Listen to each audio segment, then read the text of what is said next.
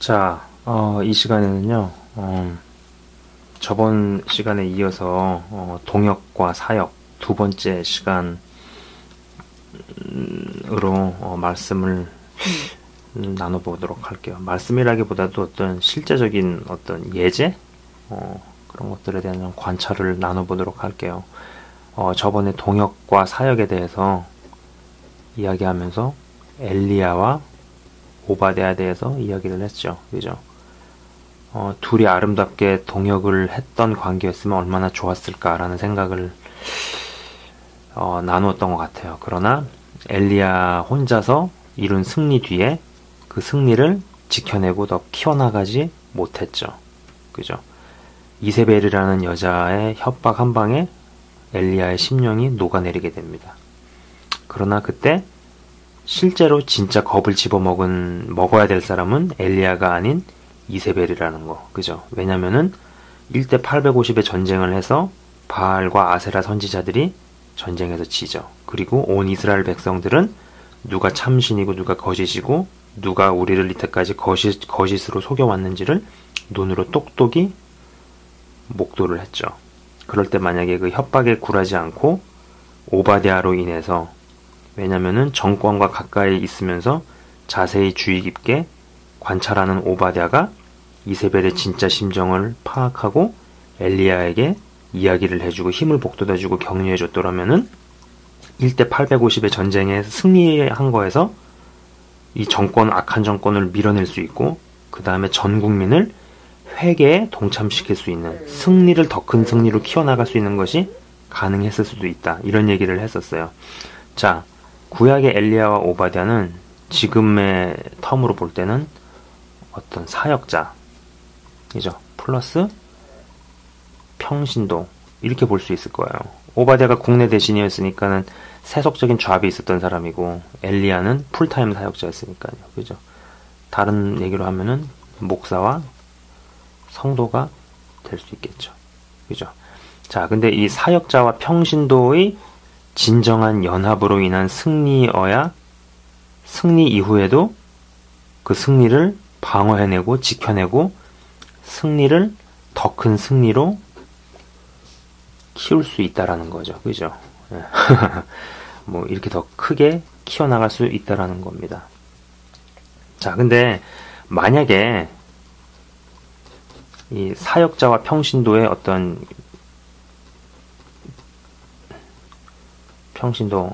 이 동역 관계가 한쪽이 일방적으로 억압하면서 끌고 가는 구조이거나 모양일 수 있죠. 굉장히 많아요. 그죠? 한쪽이 일방적으로 억압하면서 끌고 가는 방향이면은 그 한쪽이 그 중심축이 사역자가 됐든 아니면 평신도가 됐든, 그죠? 그런 방향이면은 승리하기가 대단히 어렵죠. 그리고 승리를 하더라도 그 승리를 유지하기가 힘들어요. 승리하기가 대단히 어렵지만 승리를 하기도 해요. 예, 그 평신도나 사역자가 엘리야만큼 능력이 있으면, 엘리야만큼 권능이나 기사와 그런 능력이 흐르는 사람이면은 한 번 승리는 할 수 있을 거예요. 그죠? 그러나 그 승리를 이런 식으로 키워나가는 것은 절대로 안 될 겁니다. 자, 보세요. 그런 구조를 볼게요. 이거는 저의 어떤 좀 주관적인 생각이나 관찰도 좀 들어갔어요. 제가 하는 얘기가 다 맞다라고 말씀드리고 싶진 않아요. 오늘 하는 얘기들은 약간 관찰의 부분이기 때문에 말씀을 나누는 것보다도. 근데 아주 다 틀렸다라는 생각은 하지 않습니다. 자, 일단 첫 번째 구조를 볼게요. 가장 이상적이고 가장 여기에 속하고 싶은 구조인데, 사역자가 권위에 순종해라, 이렇게 가르칩니다. 그죠? 하나님께서 권위를 부여하셨습니다. 여러분 권위에 순종하십시오. 뭐 이런 식으로 가르치고 교육을 시킨단 말이에요. 그러면서 뭐 다윗의 예를 들면서, 예, 자기의 정적인 사울왕을 죽일 수 있는 기회가 왔음에도 불구하고 하나님께서 세우신 사람이기 때문에 내가 심판할 수 없다. 그렇기 때문에 하나님께서 세우신 사람을 리스펙을 하고 존경을 하고 그들의 말에 순종을 해라라고 권위에 대해서 가르치는 게 맞아요. 맞으나 제가 볼 때는 그렇게 말하면서 동시에 이 얘기도 해야 됩니다. 나도 틀릴 수 있다. 나도 틀릴 수 있고, 나도 하나님께 부름을 받아서 사역자나 목사가 되기 이전에 나도 인간이다. 나도 틀릴 수 있기 때문에 내가 잘못된 방향으로 간다든지 내가 성경적이지 않은 판단을 하고 결정을 할 때는 평신도이신 여러분께서 말씀해 주십시오. 그럼 제가 그것을 따르겠습니다. 그죠? 이 두 가지 사이드가 존재를 해야 돼요. 근데 참 안타깝게도 제가 접해본 분들 뭐 다 그렇진 않을 거라고 봐요. 뭐 제가 뭐 모든 사람들을 다 만나본 게 아니까. 그렇지만은 제가 접해본 사람들 중에 많은 분은 요 부분만 얘기를 했었어요. 네, 요 부분만. 그것을 나이스한 태도로 이야기하든 좀 이렇게 좀 카리스마적으로 얘기를 하든 결국은 이쪽 사이드였죠. 네. 이쪽 사이드만 있는 사람들의 특징은 그거예요. 그 멘탈의 깊은 부분에는 나는 목사다. 네. 고로 너희들은, 고로 당신들은 내 말에 순종을 해라. 뭐 이런 멘탈리티죠. 그러나 저는 묻고 싶은 거예요. 사역자가 모든 것을 다 알까요? 주의 종이 모든 것을 다 알고 있을까요? 자, 그러면은 뭐 목사 좋습니다. 목사나 사역자 이분들이 과연 성경에 대해서 다 알고 있을까요? 자, 제가 이 얘기를 할게요. 왜 대한민국에 송강호라는 배우가 있어요. 뭐 거의 탑 클래스의 배우죠. 그죠? 연기의 최고 뭐 명인 같은 소리를 듣잖아요. 뭐 저는 연기를 볼 줄 몰라요. 뭐 근데 그 사람들이 인정할 그 업계에서 그 계통에서 그 사람을 그렇게 인정할 때는 무언가가 있으니까 그렇게 인정을 하겠죠. 저는 연기를 볼 줄 몰라요. 그러나 중요한 건 뭐냐면 그 송강호 씨가 연극영화과를 나온 사람이 아니에요. 이건 제가 분명히 알고 있어요. 송강호 씨 고졸이거든요. 예. 그죠? 제가 체육과를 나왔습니다. 예.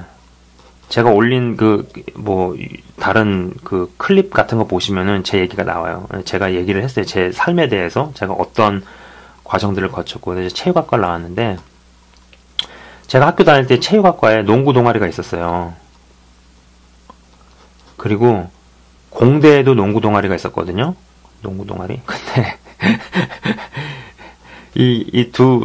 이제 뭐 동아리 대항 시합 같은 거 하잖아요. 하면은 항상 지는 거예요, 공대 애들한테. 체육과 나온 사람들이 공대 애들한테 농구 시합을 좀 항상 졌어요. 예. 근데 이 농구 동아리에 있는, 이 공대 안에 있는 농구 동아리에 있는 애들은 말이 공대지, 공대 수업보다 농구를 더 많이 하는 거예요. 그래서 항상 우리가 농구에서 졌었어요. 네. 자, 국문과 나왔다고 시졌습니까? 컴퓨터공학과 나온다고 해서 컴퓨터 잘할까요? 아닌 거 아시죠, 여러분? 마찬가지로 신학교 나왔다고 해가지고 성경에 대해서 제대로 알거나 잘 알거나 많이 하는 거 아니에요. 네. 그 부분을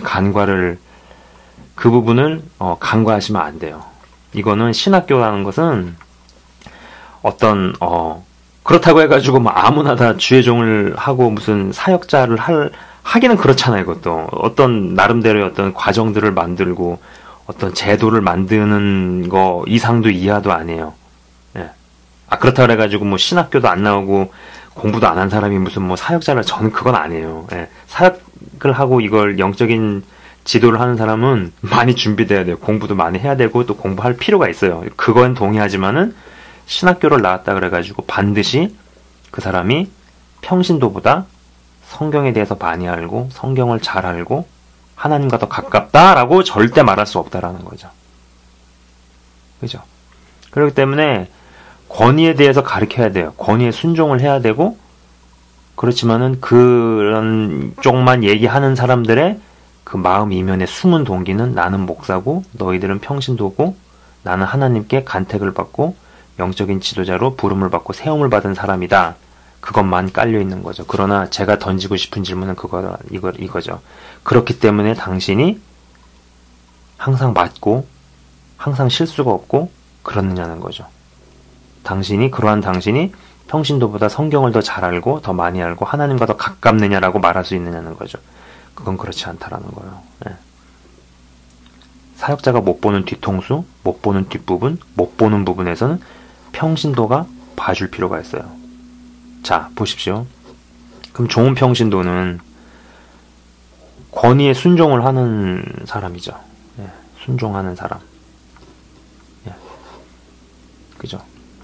아무리 리더가 자기 마음에 안 들고 정말 바보 같을 수 있어요. 그죠? 답답할 수도 있어요. 그러나 그 사람을 뭉개고 깔아 뭉개는 자세는 평신도로서 틀린 겁니다. 아무리 그 사역자가 굉장히 유능하지 못할 수 있어요.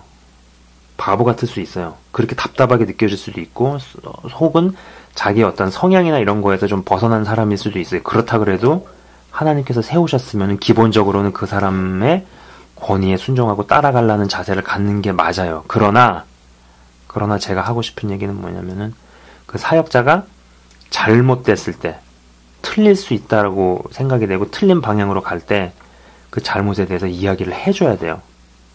근데 많은 분들이 그런 얘기들을 안 하죠. 네. 왜냐면 일단은 귀찮고, 제가 생각하고 제가 관찰해본 결과로는 그래요.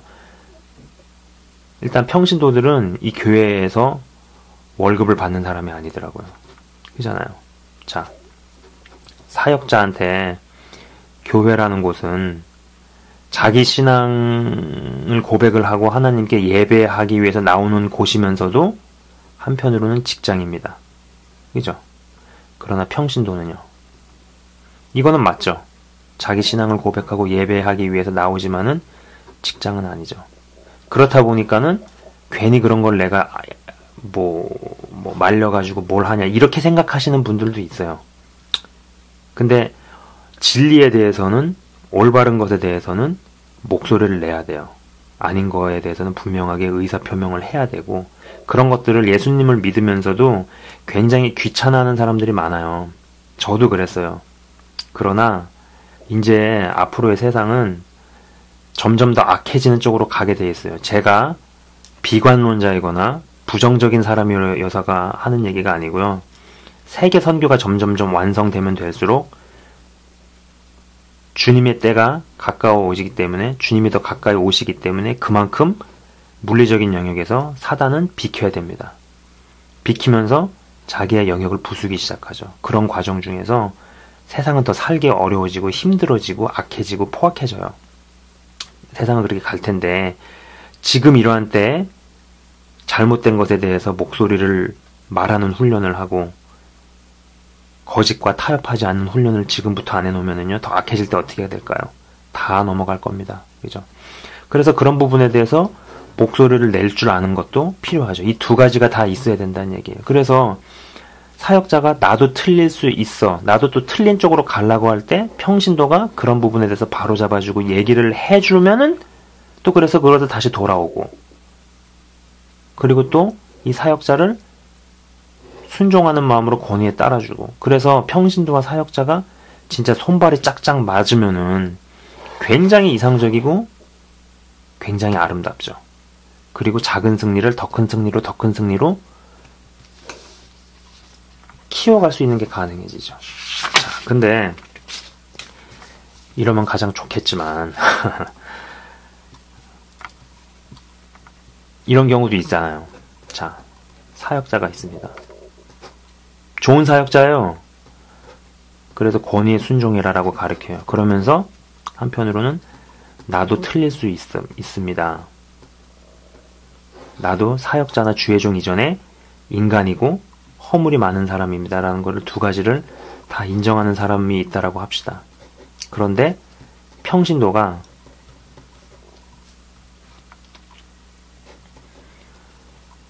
권위에 순종하자, 이 부분이 없어요. 그러면서 잘못을 바로잡자, 이 부분만 있는 거예요. 그런 경우에 발생되는 문제가 그건 것 같아요. 그 평신도가 좀 강한 사람, 성격에 강하거나 아니면 그 모임, 그 무리에서, 그 교회에서 굉장히 어떤 파워가 있는 사람인 경우에, 성격이 강한 경우에는 면전에서 싸우죠. 그죠? 면전에서 싸우고 면전에서 사역자를 아주 그냥 기를 죽이죠. 네. 근데 성격이 강하거나 그러지 않은 경우, 조용조용한데 그런 경우에는 면전에서 대놓고는 안 하지만은 뒷말 아니면 소근거리죠. 분열을 일으키죠. 그죠? 이때는 어떤 주축이 사역자가 아닌 평신도에게 있는 경우에요. 평신도가 올바르지 않은 모습의 모델이에요. 그러면 어떻게 되겠어요? 결국은 이 사역자가 여기를 떠나겠죠. 다른 곳으로 가겠죠. 그래서 다른 곳으로 가다가 결국은 양들이 있는 모임으로, 양들이 있는 교회로 가서 사역을 하게 됩니다. 자, 다른 경우에는 평신도가 여기 있어요. 자, 평신도는 굉장히 잘 만들어졌어요. 권위에 순종할 줄 알아요. 그러나 한편으로는 진리에 있어서는 타협 안 하고, 잘못을 보면은 이야기를 하고 바로 잡으려는 마음 또한 있어요. 그러나 이 사역자는 권위에 순종해라, 이쪽 사이드만 있다고 칩시다. 나도 틀릴 수 있고 잘못될 수 있고, 그리고 그런 틀리고 잘못될 수 있을 때 가르쳐 주시고 아리켜 주시면은 제가 그것을 따르겠습니다. 이러한 마인드가 없는, 권위에 순종해라, 권위에 따라라, 이쪽만 강조하는 사람의 경우에는요, 이때는 평신도들이 어려워지기 시작하죠. 말씀을 사용해서 설교를 하면서 결국은 사람들을 조종을 하겠죠. 사람을 혼내는 이야기를 하죠. 그죠? 그래서 이때는 평신도가 떠나게 되어 있습니다. 근데도 평신도가 남아있다라는 얘기는 사역자랑 맞는다라는 얘기죠. 그죠? 염소의 영이 같이 가겠죠. 그래서 양은 양끼리, 염소는 염소끼리 모이게 되어 있습니다. 네. 이쪽 경우에 있는 사람은요, 사역자는 양들이 있는 교회로 가가지고 사역을 하게 될 거예요. 그러나 이쪽 케이스에는요, 평신도들이 떠나서 양이 목회를 하는, 싹군이 아닌 참종이 목회를 하는 교회에 가가지고 성도가 되겠죠. 그죠? 이 중에서 만약에 안 나가고 가만히 있게 되는 사람은 그 사람이 사역자의 영이 맞는 것도 있고, 그리고 이 안에서 어떤 내부의 이익이라든지 그 이익에 관여가 됐고 뭔가를 차지하고 있기 때문에 있는 거죠. 그죠? 저는 예전에 그 기사를 봤어요. 어떤 큰 교회였어요. 제가 이름은 얘기를 하고 싶지 않아요. 근데 굉장히 한국에서 대형 교회예요. 근데 비교적 말씀도 잘 하시고 비교적 그 목회자 되시는 분이 순수하신 것 같아요. 지금까지 이렇게 본 걸로 보면은요. 근데 그분이 그런 얘기를 하시더라고요. 뭐 향후 몇 년 안에 뭐 성도의 뭐 몇 퍼센트, 뭐 정확히는 기억이 안 나는데, 그러니까 뭐 60%, 70%라고 합시다. 성도의 뭐 60에서 70%를 연약하고 작은 교회로 보내겠다라고 그런 거를 뭐 선포를 하셨어요. 근데 저는 분명히 확신해요. 아무리 그 사역자가, 목회자가 이런 것을 선포를 했어도 평신도들이 이거를 틀어버리면요, 이 일은 이루어지지 않습니다. 애려 이게 이루어질 가능성은요, 목회자는 그런 마음이 없고 그런 생각이 없었는데 평신도 집단들이 훌륭해요. 그래서 평신도가 그런 생각들을 많이 갖고 있는 사람들이 자발적인 마음을 갖고 있는데, 목회자는 약간 그런 생각을 안 갖고 있는 이쪽 사이드에서 이루어질 가능성이 더 크죠. 예. 근데 저는 이게 이루어졌으면 좋겠어요. 그리고 그 교회가 거기에 있는 그 평신도들이 이런 성숙한 마음을 갖고 있는 사람들이 많은 곳이기를 바라봐요. 저는 그 교회에 대해서 잘 모르지만은요. 자, 그래서 오늘은 동역과 사역 두 번째 시간으로 어떤 제가 관찰해본 바들에 대해서 이야기를 해보았습니다. 예. 그래서 저번 동역과 사역 첫 번째 시간 때 말씀드린 것처럼 여러분도 동역자를 찾으셔야 된다라는 거. 그죠? 그러나 동역을 하기 위해서는 반드시 성숙함이 필요합니다. 예, 성숙함. 신앙이 성장하면은요, 사역은 할 수 있어요. 그러나 신앙이 성숙하지 않으면은 동역은 힘듭니다. 예. 그리고 천국은 혼자 간 다음에 다른 사람을 끌고 가는 데가 아니고 동역자들과 같이 함께 같이 들어가는 곳이라는 거. 그죠? 그래서 내가 속한 교회가 됐든 아니면은 다른 선교단체가 됐든 아니면은 뭐 다른 어떤 뭐 인터넷을 통한 것이든 동역자, 나를 봐줄 수 있고 객관적으로 봐줄 수 있고 나와 같이 천국을 같이 입성할 수 있는 그런 동역자들을 여러분들이 힘내서 찾으시기 바라요.